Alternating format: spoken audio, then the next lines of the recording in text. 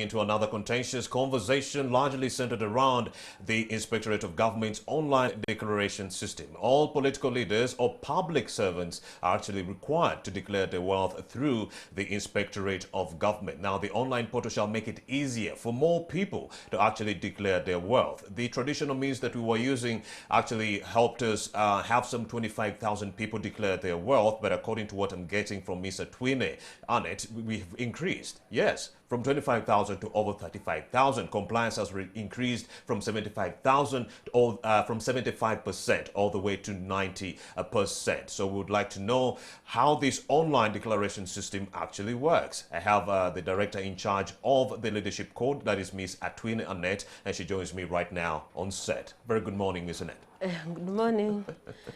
All right, share with us some of the new guidelines being set up to expand the opportunities for government officials to declare their wealth. Yeah, the new guidelines are like that we are going to do, all the declaration is going to be done online. Unlike before 2016, we are using the manual system, where I would use a form, a manual form, you use a pen and fill, and this form was 23 pages. And we had challenges with that because we even had to deliver the form all over the country to make sure that the readers, 25,000 readers get those forms. And they also had to travel to come to our offices. Wherever they were, they would come to our offices, some of them here to, at the headquarters, to come and deliver the forms. But now, the beauty about the online declaration, you can do it from anywhere in the world where you can be. I have had readers declaring from abroad. They are in United States and they declare, and especially our ambassadors abroad, it has helped them so much to declare from where they are. Now, the new guidelines is that we have been trying to make declarations as easy as possible. Previously, we would be the ones to do send the form to the readers. But now, a reader can go to our website, www.igg.go.ug,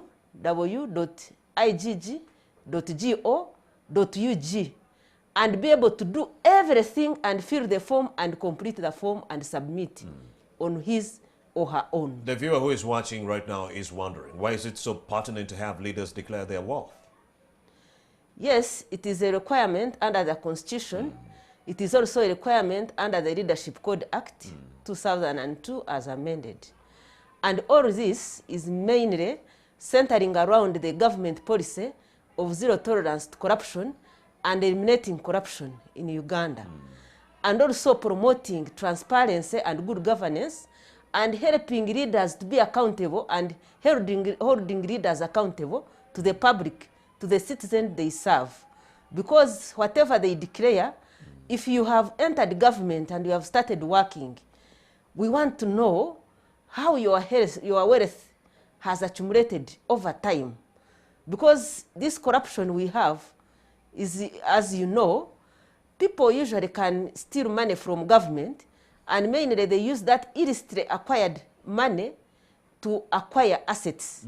And that's why the whole instance of declaration of assets, income and liabilities, so that we ascertain what are the sources of your income, of how you acquired your assets over time. To ascertain whether or not a public official is using taxpayers' money to actually live a lavish lifestyle. But we also do know that the Inspectorate of Government is also requiring all these new political leaders, the incoming MPs in the 11th Parliament, to also declare their wealth. I'm talking about Chagulanyi and the host of other new MPs. So they've not tested taxpayers' money. So what kind of wealth are we targeting to investigate?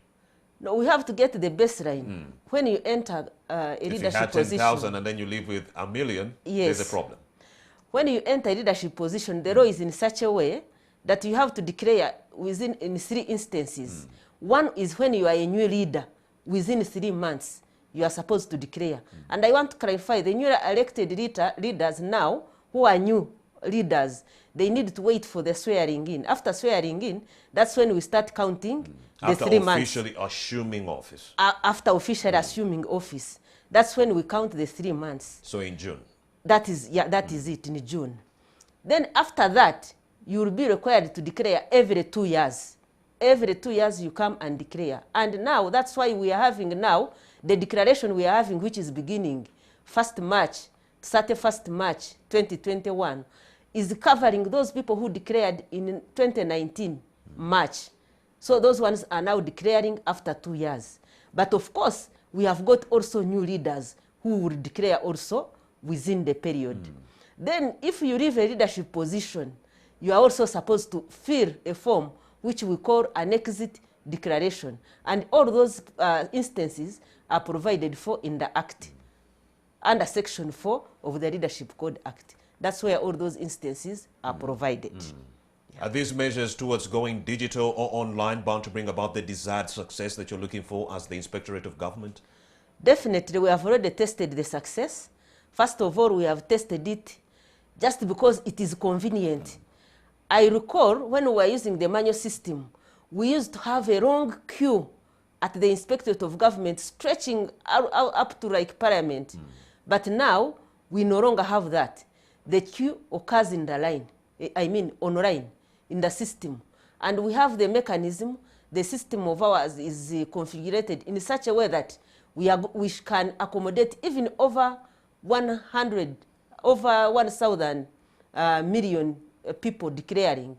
So it is very easy that you can do any declaration and you are able to submit in a short time even. And for that reason, the compliance rate, as you already mentioned, has increased from 75% to now over 90% of leaders who are declaring to the Inspectorate of Government. Mr. Twine, is there any justifiable reason for going digital, keeping this idea in mind that hackers are running amok? We have a report from the Africa Cybersecurity Report of 2019 that indicates during the 2020 COVID-19 pandemic, there was a big problem, especially last year. Hackers went amok, hacking everything. So aren't you worried that this database, this online declaration system might be subject or susceptible to hackers? We have had technical people who have helped us to develop security features. As you are aware, the data which is declared the Inspectorate of Government is actually supposed to be confidential. It's not public unless you apply under Section 7 of the Leadership Code Act. That's when you can access a declaration. So we have had that in mind, and we have got technical personnel from within our office. Remember, our online declaration was developed in-house, together with NITA Uganda, together with the Ministry of Information and Communication and Technology. They have helped us, and they do a standard check every time we are going to do a declaration. Every 2 years, they do a standard check to ensure that our data is safe. And after that, when we finish on 31st March, the data would be blocked. No person can access it unless maybe you do it internally when you are retrieving forms for verification. But you can't access it after 31st March. And I want to call upon leaders to declare by 31st March midnight.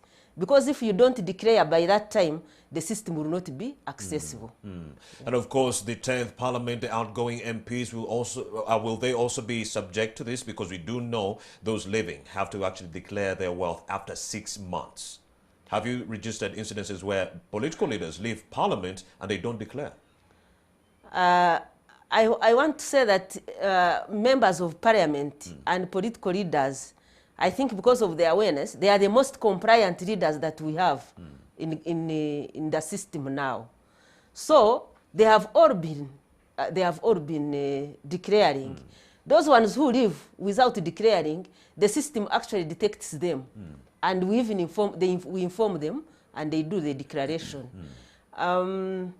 What we are talking about, blocking the system. All right. If it comes the time that they need to declare, and we get informed, and then we unlock it only for those specific declarations that are going to be made, but it will not be open to everyone. Mr. Twine, Annet is the director in charge of the leadership code at the Inspectorate of Government. Let's talk about judicial officers who are corrupt. I had this conversation yesterday with Jamison Karimani, the spokesperson for the Judiciary. Errant judicial officers would like to know, what can the long-suffering Ugandan expect from the IGG's intervention as far as errant judicial officers are concerned? No, if there is any allegation against a judicial officer, it is reported like any other complaint. How will the declaration system help? Okay, the declaration system in particular, most judicial officers, actually all judicial officers are leaders and are supposed to declare. And before they even get into offices, before they are appointed as judicial officers, they usually come and they do a vetting process, and they use our declarations to vet those judicial officers. But in response to your question, those are specific. I don't like those generalized, statements. One has to come out with a specific allegation against a judicial officer, and it is brought up for investigations. That's why I would like to know right now, from the IGG's perspective, what has been achieved in that regard as far as charging judicial officers is concerned. How many have been charged? How much property has been seized? For judicial officers? Yes. No, we have, personally, in our directorate, we haven't had any.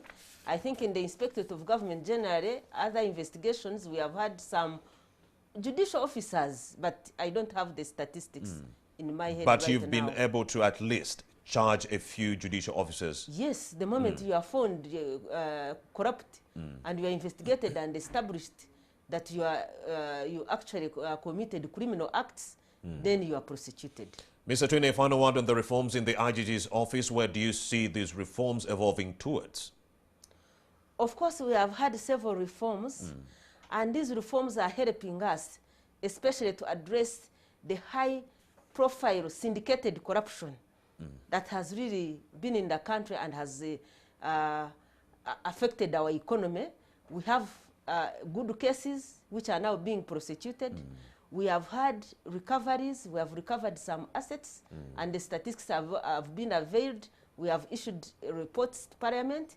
All the statistics of what we have recovered and what we have been able to conclude are all indicated in there. Where do you see the IGG fight against corruption evolving towards? Of course, we are trying our level best as the Inspectorate of Government and many other institutions which are involved in fighting corruption. And there is a question which is always asked about corruption, that why isn't corruption not ending? But it is a very big challenge. Corruption is like any other evil in society. It is like sin. People have been preaching about sin, the reverends, the churches, the bishops, but sin has not yet gone away. So corruption is also, we shall have to put all the efforts to make sure that it is risky to be engaged in corruption. That's why we have prosecution. That's why we have asset recovery, so that we recover the proceeds of corruption. You don't enjoy out of corruption and the taxpayers' And of money. course, we do have the Leadership Code Tribunal to sanction those charges. We have the Leadership Code Tribunal to sanction the charges of breaches of the code. That's why we are doing this declaration. If declarations are done, and if we investigate or verify, because when we receive these declarations, we don't keep them. We have actually developed a verification tool which is also electronic. So if we found anyone who is involved, who has breached the code or involved in any corruption that is to do with leadership code, the Leadership Code of Conduct Act, we submit those errant people to the Leadership Code Tribunal, which is now already operational. It has been a very big challenge, right. But now we thank government. Indeed. We thank everyone that was involved, that now we have the thank you very much to Mr. Twine, Annet, for having made the time to speak to us. All right, she is the director in charge of the Leadership Code at the Inspectorate of Government. If you're a new leader, yes, during to head into the 11th Parliament, you need to declare your wealth after the swearing in on May 12th. You will have some 3 months to prepare. And those who are leaving Parliament, the 10th Parliament, outgoing MPs, shall have some 6 months to also declare their wealth. And for those who are already in Parliament, some more 2 years. After every 2 years, they shall be audited. My name is Romeo Busika, and you're still watching Morning at NTV. Let's take a breather. Andrew Kagwa is already here to talk about how we confuse business and the entertainment industry. We'll be right back.